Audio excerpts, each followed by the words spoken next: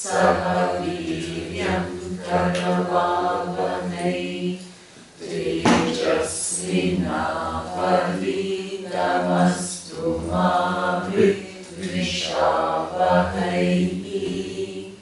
Om Shanti, Shanti, Shanti.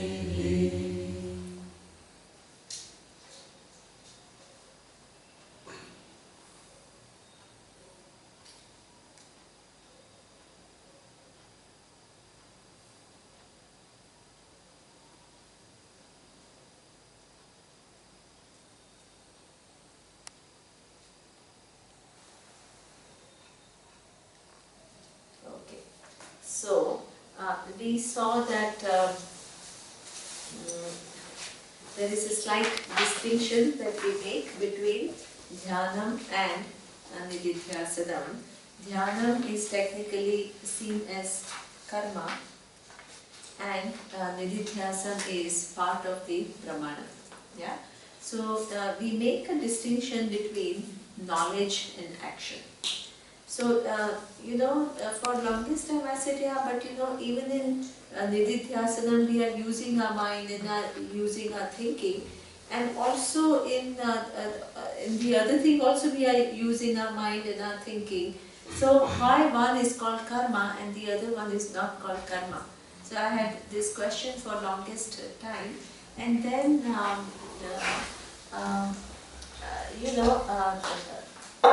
this is where Swamiji described the distinction between karma and jnana. See, the activity is going, in both cases, mental activity is going on, right? Whether you are bringing in Ishvara to deal with your emotions, or you are thinking about Ishvara as something which pervades everything. In both cases, mental activities are going on or not. The thoughts are coming on, yes.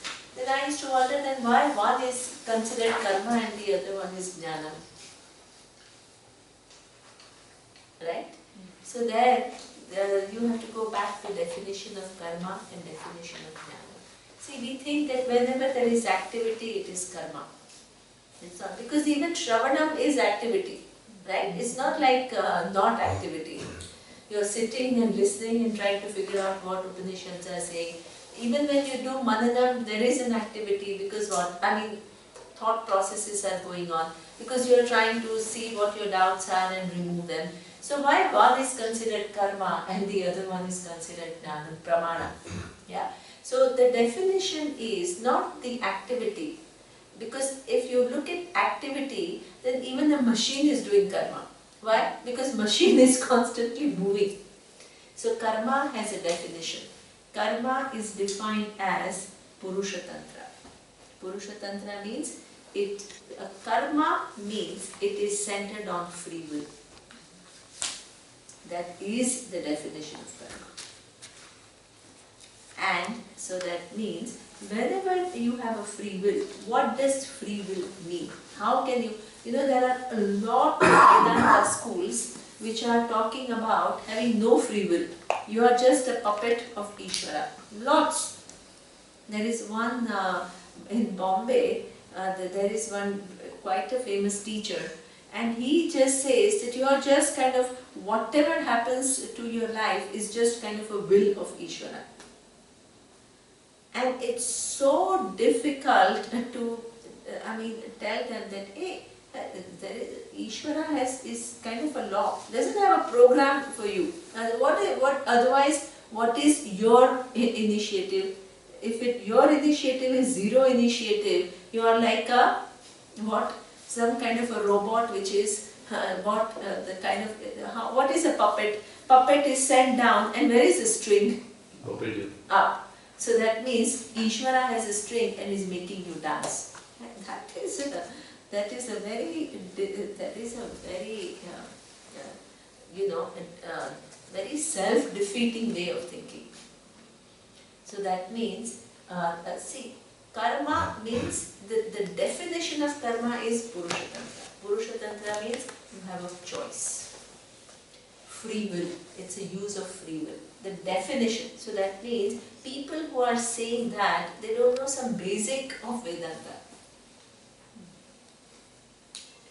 when you have a free will, then, and when you make a choice based on free will and not out of programming, only then you are responsible for the result of the action. Otherwise, you are not responsible.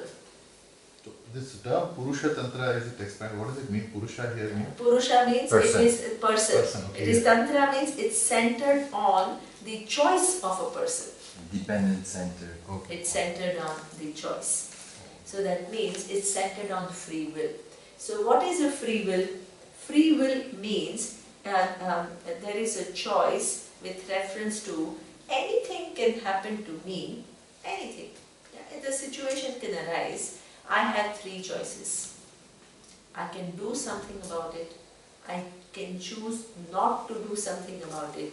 And I can choose to do things differently. That choice always is there. Anybody who tells me that I don't have that choice doesn't know that the whole universe and the design of the universe, then the person doesn't understand. So that means there is a free will. Free will means capacity to make a choice. Doesn't mean that you can just do anything. Free will doesn't mean that I decide this and that will happen. That is not free will.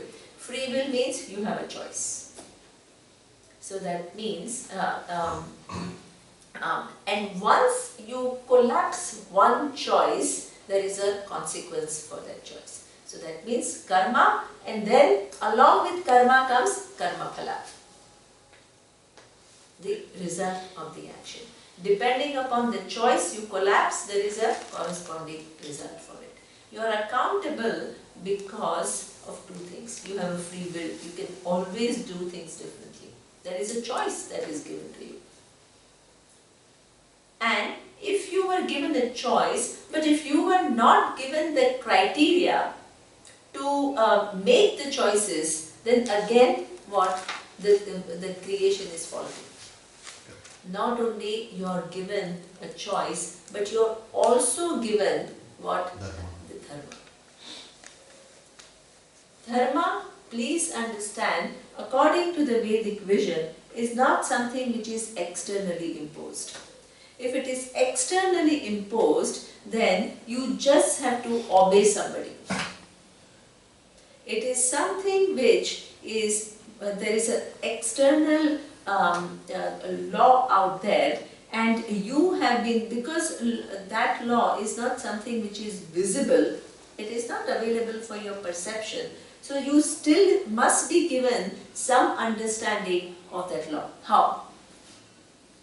Because every human being, the psyche of a human being comes with what? Understanding of dharma. That is design. Not only I have been given a choice to perform an action, I have also been given what? Information about what is the right choice and what is something which is not right. So that means every individual is born, regardless of religion, regardless of creed, regardless of nationality, gender. Every human being knows, I don't want to be hurt. Every human being knows, I don't want to be cheated. Every human being knows that I don't want to be lied to. And the human being equally knows others don't want the same from me. So that means this then, if you understand it, if I understand it, then that is what the dharma, that is the knowledge of dharma is available to whoever is a karta. Karta means the person who has a choice. Now, but you are given a choice also to what? Ignore. Exactly, ignore it. You have a choice. And that either you can follow dharma or you need not follow dharma. What is the rule of the game? If you don't follow dharma, there are consequences. If you follow dharma, there are also consequences. Both. There are consequences. You can't escape consequences. So that means this is the rule. Now, when a person collapses, so that means A karma is something once I collapse a choice. If it is a dharmic, if it is in alignment with dharma, what is the result? There are two kinds of results that are given to a human being. One is what we call the immediate feedback. The immediate feedback comes from the universe. Whenever you give something, whenever you are helping somebody out, you immediately feel good. Whether person tells you that thank you or not, you feel good about yourself. You feel bigger, you feel satisfied, you feel content. Whenever you did something which is not so appropriate, then there is this guilt that Surya was talking about. He'll talk about tomorrow.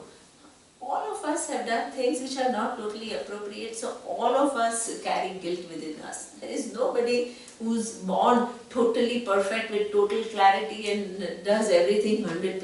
It's not possible.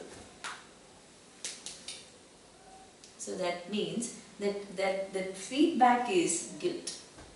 So guilt and hurt is something, guilt is the feedback, which is the immediate feedback about the nature of my action.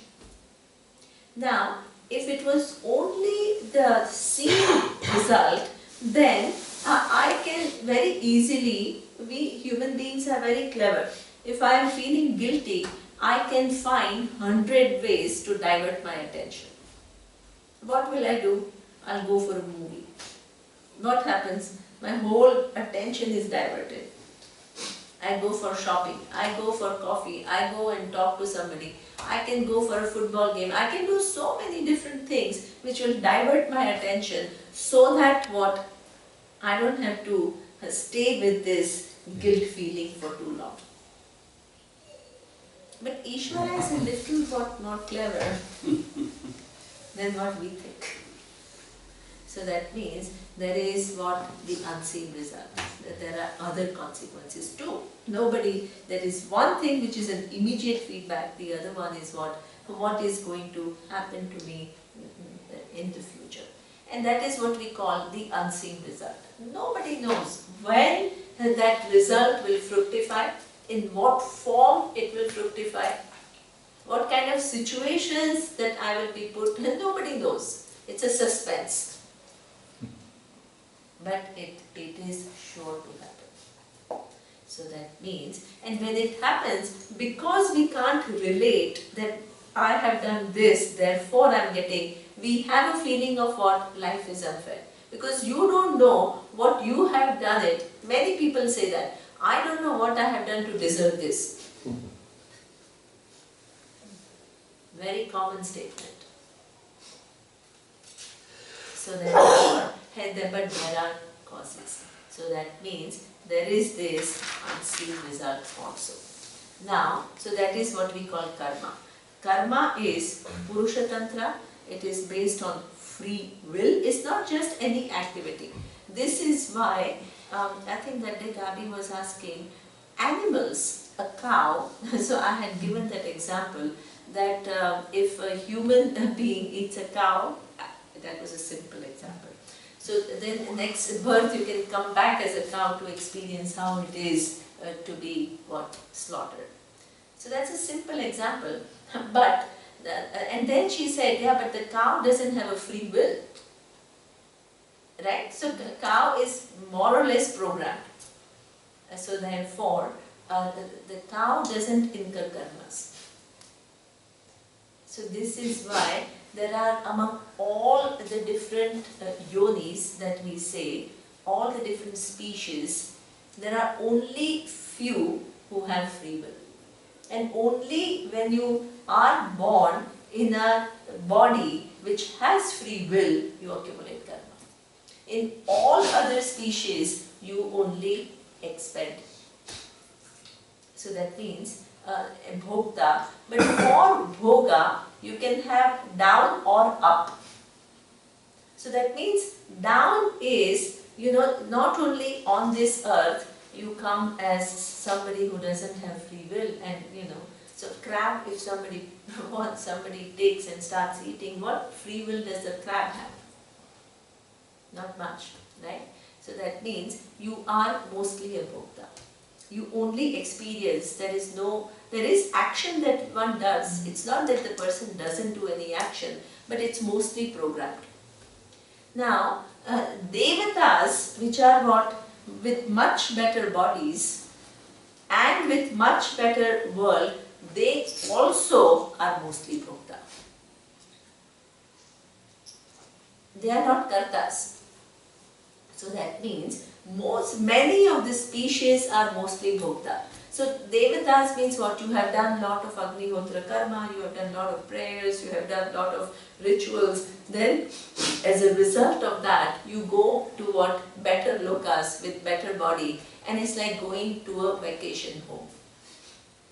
So you have nice bodies, you have nice objects, and you just enjoy yourself till the time that what? That karma which takes you there is exhausted. Then you are back to square one.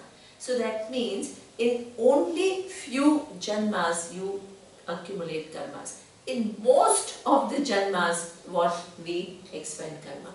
But if somebody is asking this question, but that is a very big imbalance, right? So in very few karma, in very few janmas you accumulate, but in most of them you spend, then where will you, all the karmas will get exhausted, right? Very soon.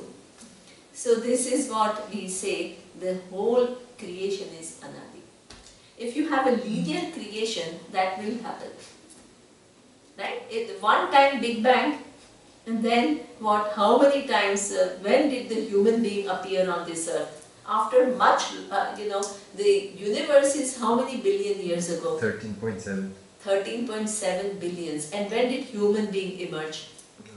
Let's say 1-2 million years. 1 to million. 2,000 years. So that means in 1 or 2 million years, how many times can you come back? Tell me. So that means this particular Big Bang that we are talking about is only one cycle of creation. So before that, there are multiple cycles of creation. That is because there is manifest, unmanifest, manifest, unmanifest. Just as it is now, if you extend, it also applies to the universe. So you are saying that because the number of species of bhokta is higher, so and the proportion is smaller, the number of karmas being generated is lesser than the exhausting part. At some point there will be exhaustion and there will be unmanifest. What I'm saying is, if it was linear, if it was only one time creation, then this would happen. But because there are cycles and cycles of creation, even during this birth, let's say you have 5 human births and you had, let's say, 25 other births. So in 25 other births you are only a bhokta, you are only spending. Correct. Only in 5 births you are accumulating. Correct. Also. Correct. So in that case very soon it will get exhausted. Correct. But it doesn't happen because there are cycles and cycles and cycles of creation. So that means the karma you can't ever exhaust. Anadi. Even if you have only 5 in this life and 25 bhokta, still you have had infinite births and infinite karma in your account. So karmas never get exhausted. And the karmas only get the account is only closed when you have knowledge. By exhaustion, you never finish karma. Oh, like that, okay. Yeah, like that. Okay. When I say that where karma has to be done, there only Ishvara has given buddhi. Yeah. So you have free will. So that is true. Little buddhi everybody has. So somebody was saying dolphins are very intelligent. Even cow has some buddhi. It's not like they have zero buddhi. Yeah. In fact, in order to be a bhokta, you need buddhi. Without buddhi, you can't be a bhokta. You can't be an enjoyer without mind. So even if I have to go through painful experience as a bhokta, I need a mind. And I need basic perception and basic inference.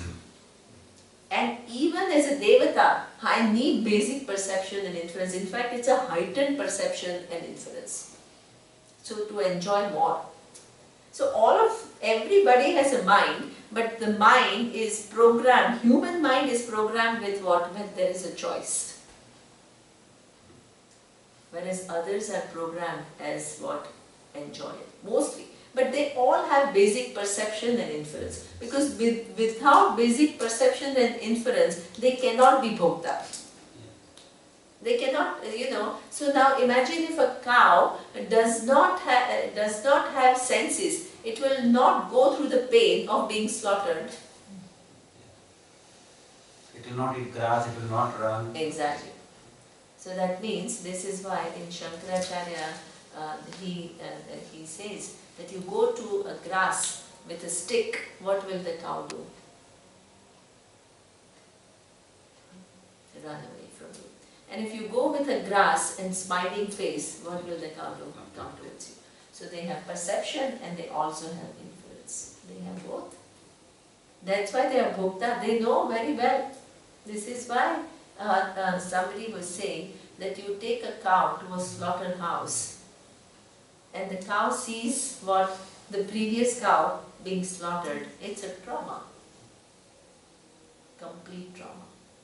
And then when the cow is taken there, the cow knows now I am the next one. The kind of cruelty that happens in this world is just incredible. Somewhere along the line we are responsible. Whether we have gone and slaughtered or we participate in this act, we are responsible. Allowing it to happen. Nobody can escape. It's not a political issue.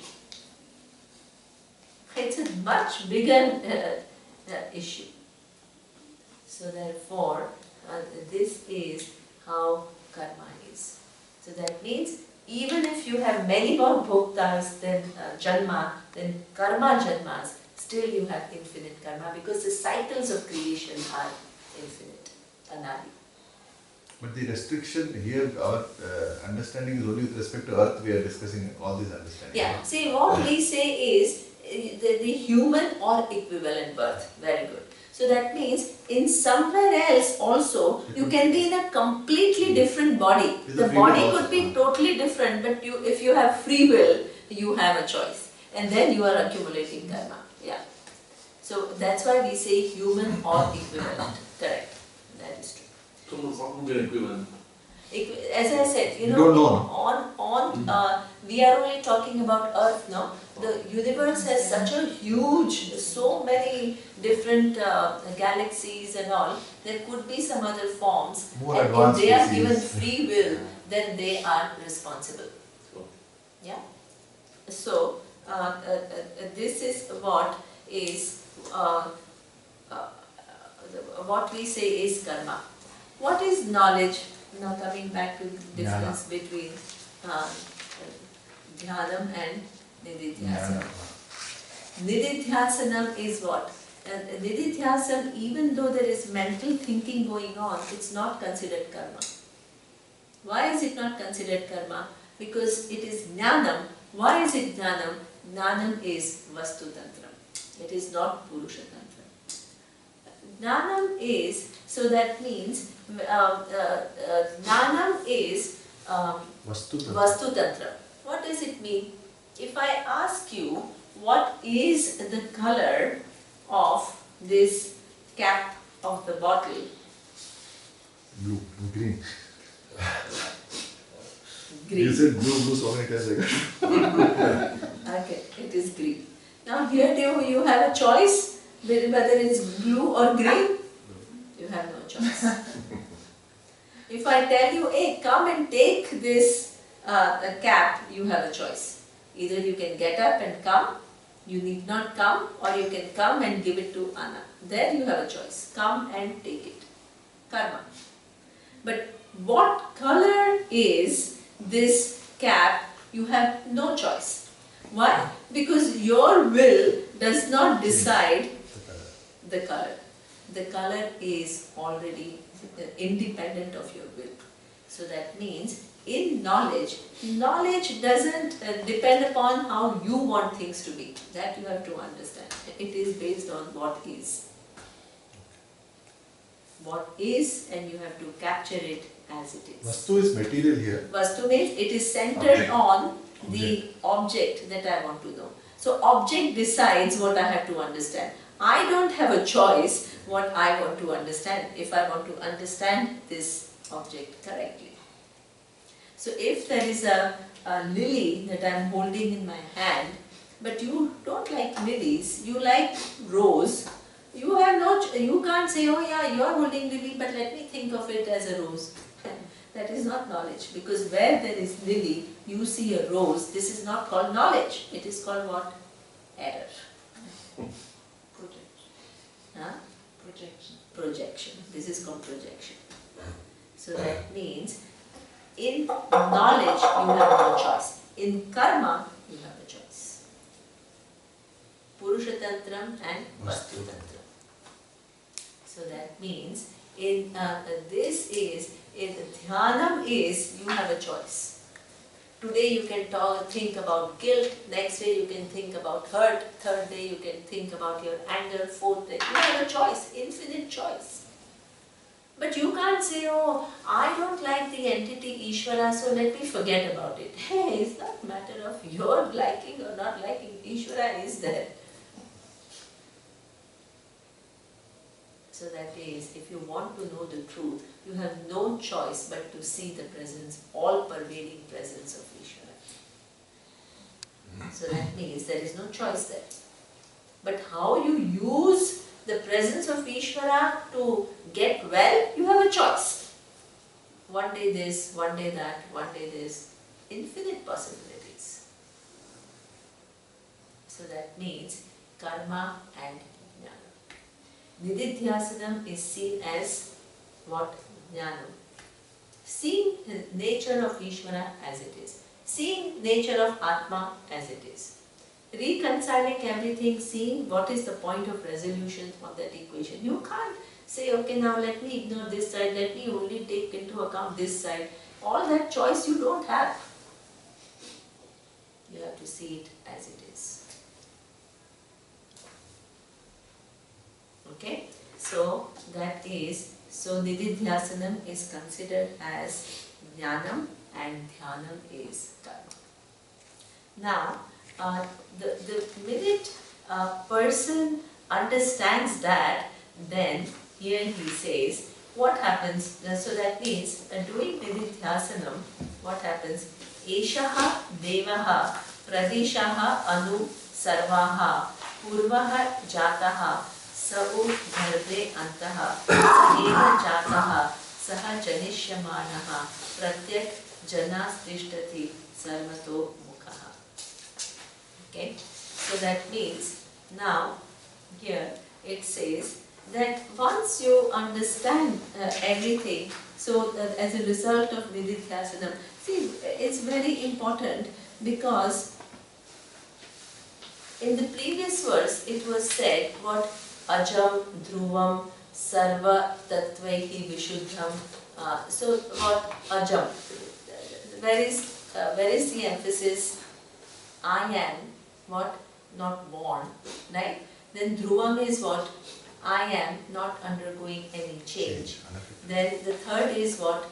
I am Shuddha. I am never colored or tainted by anything.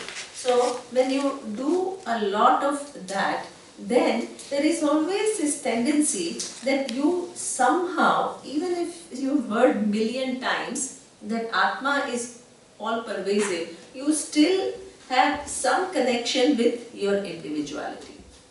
Some connection still remains. So immediately the Upanishad understands that this orientation will remain. So immediately shows what? That this Atma cannot be understood as something which is personal to you. It has to be understood as what? Something which is in all directions. Yeah? So it is up, it is down, it is in the left, it is in the right. There is no place that Atma is not. So this connection that we have with this individuality has to go. Otherwise what happens? That this Atma becomes somehow connected to the individual. So this is not the case. So immediately it says it is in all direction. Yeah? So that means it is also what? Sa evaha jataha. It is something which has taken birth. Atma has as though taken birth as what? Not only one entity, but it is what? It has taken birth as all the different entities that I see. So there has to be that expansion. Then it says it is saha janishyamanaha. That is also something which is going to take infinite new forms. Yeah. So it is something which is sarvato mukhaha. Its faces are everywhere. So that is how that any form that exists in the past, in the present, in the future is all sustained by this Atma. What is available in my buddhi is not, it just is available in my buddhi, but it is not restricted to my buddhi.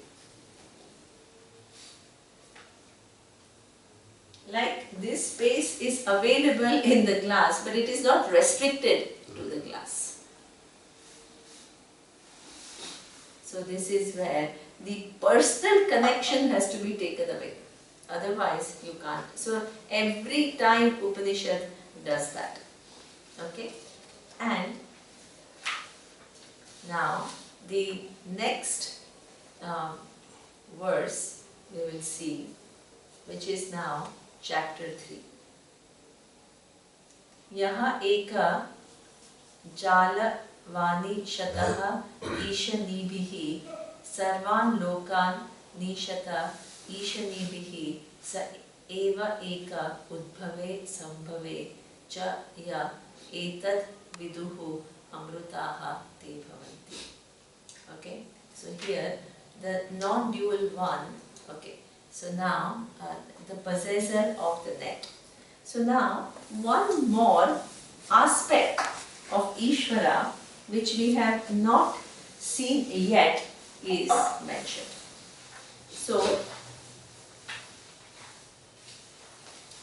this whole that you have been asking Maya. Maya. So Maya is coming now. So up to now we have seen what? We have seen Brahman, which is what? Satyam, Jnanam, Anantam, Brahma. And we have seen Ishvara, which is what? Sarvajnaha, Sarvashaktiman, Ishvara. All defined, right? Now, what is this Maya? So, Maya is another term that we totally need to understand, because Maya is generally defined as some kind of a magic, some kind of a, something with illusion. But Maya here is a very specific term. Maya is, there is a Shakti. This Shakti is a twofold Shakti. There is a two Shakti, which is what? Avarana Shakti and Vikshepa Shakti. So Vikshepa Shakti means it is a capacity to project. It has a capacity to project. And the second thing is what? That in the projection there is what? Some avarana, covering. So this is now what is this Shakti? Whose Shakti? So that means this is when we saw that while in the creation there is what? Constantly things are what? Changing. Manifest and unmanifest. Changing, manifest and unmanifest. Now before the time, space and manifest creation comes, where itself there is what? Manifest and unmanifest. What was there? We say there was what? The whole universe was in unmanifest form. Because the time is yet to come, then what? No objects. No objects, Space no was not space. Time is not there, space is yet to manifest, space is yet to manifest, objects are yet to manifest. What is there is what? The power. Power to do what? Manifest. In order to have the power to manifest, what is also the necessity? Knowledge. You can't manifest something without knowledge. You can't manifest time without knowledge. You can't manifest space without knowledge. You can't manifest objects without knowledge. You can't manifest a human body without sophisticated knowledge. How am I going to shape the eyes? How am I going to create the organs? How am I going to put them all together? So that means before the manifestation, the knowledge and power is there, but in what form? Potential. Potential, unmanifest form. So this is called Maya. So that means, what is, now you tell me, what is the difference between Ishvara and Maya? Ishvara is manifested, Maya is unmanifested. Exactly. So Ishvara is when, see, Ishvara is a relative term. Ishvara means the cause of the universe. So that means you can call something the cause of the universe when there is universe. You can't call something the cause of the universe when there is no universe. So that means Ishvara is the cause of the universe. And before the universe comes, then what is there? The same all knowledge and same all power, but in a potential form. So it gets a different name. What is the name? Maya. So that means, like Carl was saying, I gave an example, one easy way to understand that. That way before a person gives birth, the person is always there. But the person doesn't get the name father or mother. I mean, in this case, mother. Where the birth is. So that means the person is the same. The person gets what? One additional name with reference to what? That given manifestation. The child comes into manifestation, and in addition you get one more name, and that is mother. So this is all knowledge and all power. If it is the cause of the creation, it has to precede what? Creation. It has to be there from which what? The time comes, the space comes, and objects come. So when it is in a potential form, it gets a different name, and that is what? Maya. When the universe is manifest, the same all knowledge and all power is called what? Ishvara. One more name, the cause of the universe. So that means the Maya and Ishvara are actually used in many, many different ways in many, many Upanishads. So that you don't get confused. You don't get confused. Sometimes it is said that Ishvara with its Maya manifested the universe. Common. Same thing. Because what we are talking about is the same thing. What is it? How do you define Ishvara, all knowledge and all power? How do you define Maya? Shakti, but also Shakti needs knowledge to manifest. Again, all knowledge and all power. But the two different names are with reference to what? Two different phenomena.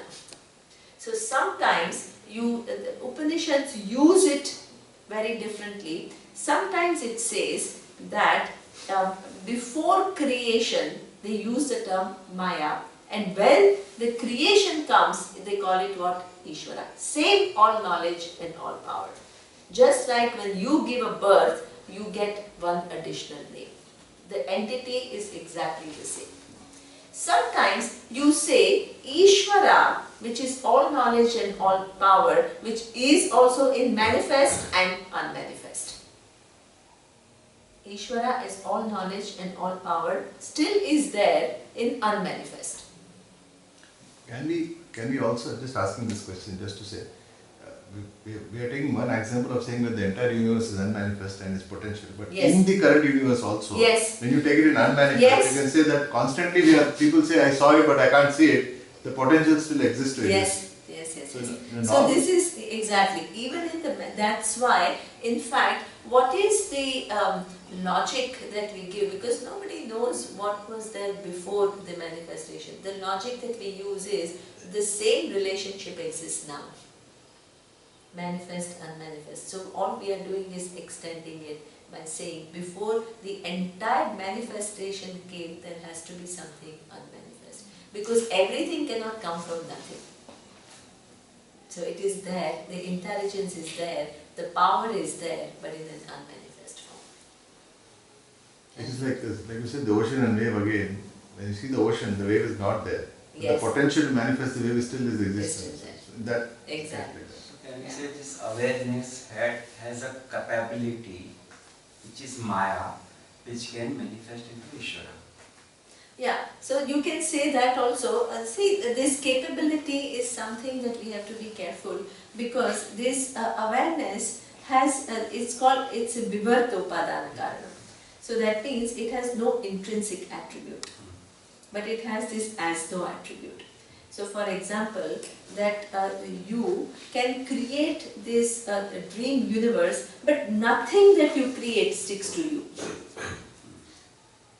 Otherwise, what will happen? You it's not an attribute of attribute. So Exactly. it is nirguna, so it cannot have. Exactly. It cannot have attributes.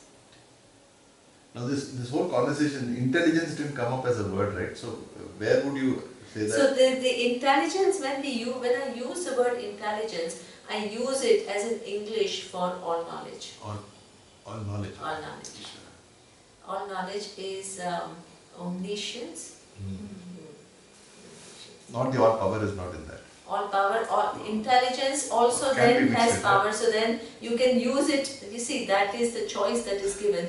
Generally, I use it as all knowledge because the intelligence, but it also implies it has power. Because the minute you assemble two things intelligently, it also has power to manifest what? One additional object with an additional value.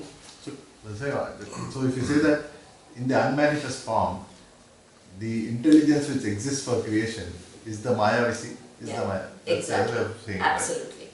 In the exactly. In the intelligence which is there, and also the power which is there, is called Maya. You can say that is one expression. There is some other Upanishad will say Ishvara with its Maya Shakti manifests the universe. That is also said. And what is also said is Ishvara is something which is there, like in the first verse here, in manifest and unmanifest. All three are said.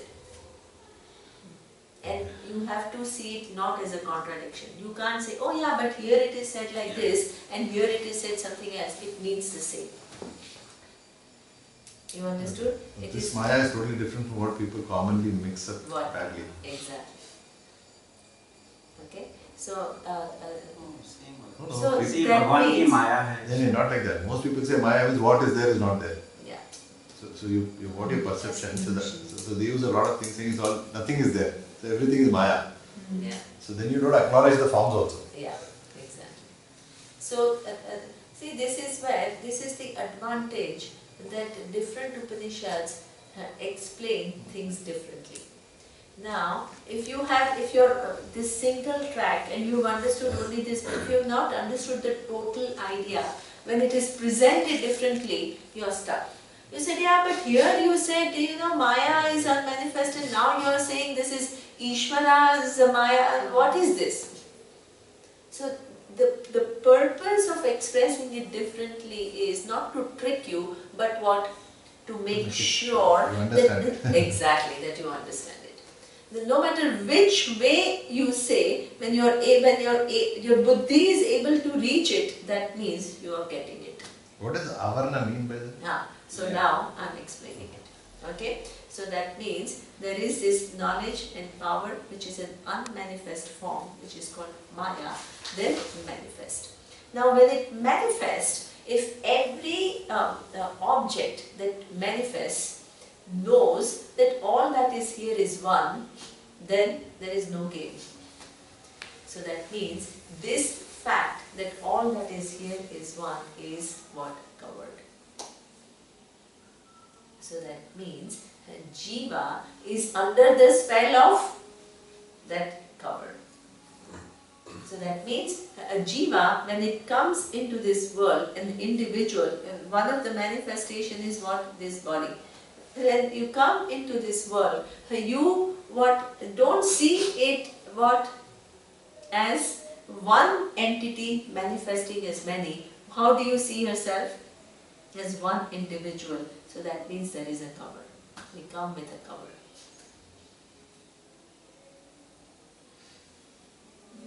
You're sure that we are coming with a cover? Yeah, everybody comes with a cover. There is nobody who comes with no cover. If you had removed your cover, you are a gnani, you don't come back again. So you are Avtara. Yeah. Then the only thing that doesn't come with a cover is Avtara. Otherwise everybody comes with a cover. So this is the avarana thing, is it? This is the avarana. That is what Avarana This Vedanta. is why a jiva means you are within avarana. Avarana And the means what minute in Sanskrit? avarana is a cover. Cover. So wailing power. Wheel. Wailing power of Maya. I ask because I know little children have to learn. This is me and this is you. Yeah, the children have to learn this is me and you because their brain is not yet developed. So that means